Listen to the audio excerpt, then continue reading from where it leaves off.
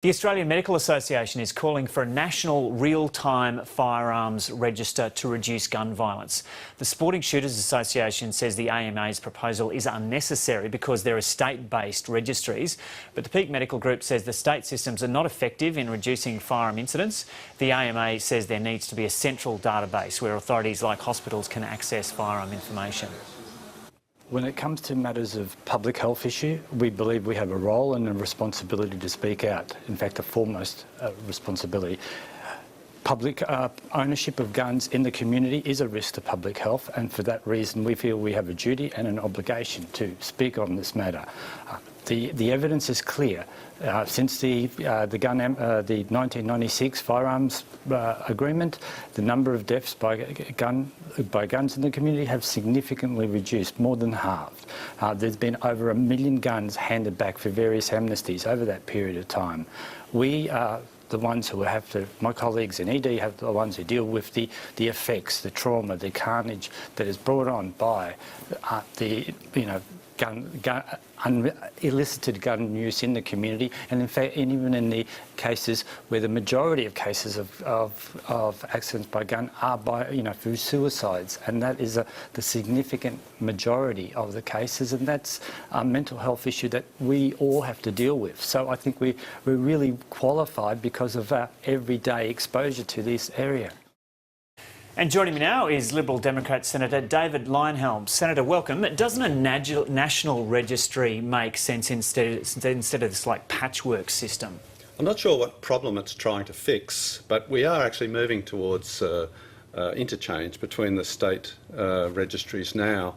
The thing is, though, the Medical Association says in its own release, and I wonder how they know because they don't know much about guns, but in their release they say there's somewhere between 260,000 and 6 million illegal guns.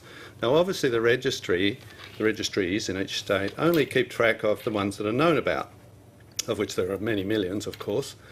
So how does it help to have a national registry of guns, and they're already registered state by state, and they're working towards an interchange of information between the states so that they're sharing information? How will that help with up to 6 million illegal guns? It makes no sense. It's an irrational comment. I think what it betrays is the doctors' union doesn't know anything about guns. They really ought to stick to fixing up bodies. Well, isn't it rational in the sense of just having one registry instead of 7 with all sorts of different information and different ways of collating information where it can just be in one central spot? It's a 21st century approach to doing it. Well, I think we're still waiting for the first crime to be solved by having a registry of guns even at a state level. New Zealand had a registry of guns and abandoned it. Canada had a registry of guns and abandoned it. Okay, it doesn't achieve anything. Crimes with guns are committed primarily by unregistered guns. Yeah, well, the AMA is also talking about suicides, and suicides. Well, there's such a huge portion of deaths from guns at suicide. Indeed, although it's not that high, but the issue there, of course, is that if people are going to kill themselves, if they don't have a gun available to do it, they'll do it with another method. There's plenty of academic research which shows that. So we're not really talking about stopping suicides, it's only the methodology they're arguing about. Okay, the AMA is also proposing a couple of other things. There are some other elements to this. Gun licences should be refused to individuals who are subject to restraining orders. What do you think of that proposal? That's already the law. Yeah, and also gun licences should be refused to individuals who have a conviction for firearms offences or violence in the past 5 years. And that's already the law. Yeah, and so they're on the money there. They don't know what they're talking about. I find this all the time. People say, oh, the gun laws should be strengthened. So you say to them, what are the gun laws now? And they haven't got a clue. So how should they be strengthened? They haven't got a clue. It's just a nice sounding name. The AMA is a doctors' union. That's what it amounts to. Why should we take them seriously? Why don't we ask the AMBO's union or the firemen's union or anybody else for that matter? They're entitled to an opinion, but they shouldn't be taken seriously because they're doctors. In fact, there's an old joke. What's the difference between a doctor and God? God doesn't think he's a doctor. Well, what's the point, in these kind of discussions, what's the point of playing the man rather than the ball? Well, I'll talk about the issues. I'm very happy to talk about the issues, but the registry we addressed, they're talking about new technology somehow or other being relevant to lever action and pump action shotgun, well, any kind of firearms, rifles as well. It's a 150-year-old technology. I mean, they've just got their facts wrong. Okay. Now, just on a couple of other issues. Today, the Centrelink story is one of our stories. So the government's pursuing people over money owed to Centrelink. The government says it's recouped about $300 million so far. But 1 in 5 don't actually owe money. The opposition is calling on the government to scrap or halt the program. What do you think should happen? There seems to be a problem with Centrelink that originates, I think, from their old computers. I think they have a very old computer system in there and they just don't seem to be able to get it to work right.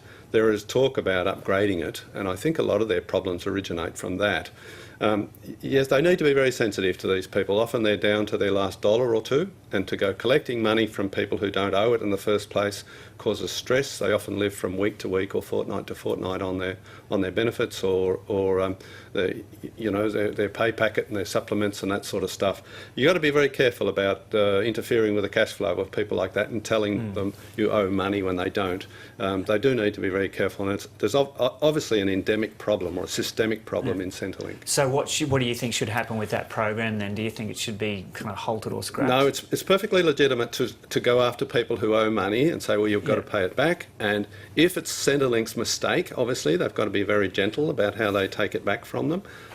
We're talking about taxpayers' money here, so we can't just go handing it out, willy-nilly. But if somebody who is on benefits owes money back to the government, then you can't go retrieving it at a fast rate and causing stress. But I think the underlying problem is Centrelink's computers. I think if they're going to have to bite the bullet and fix them up. Yeah.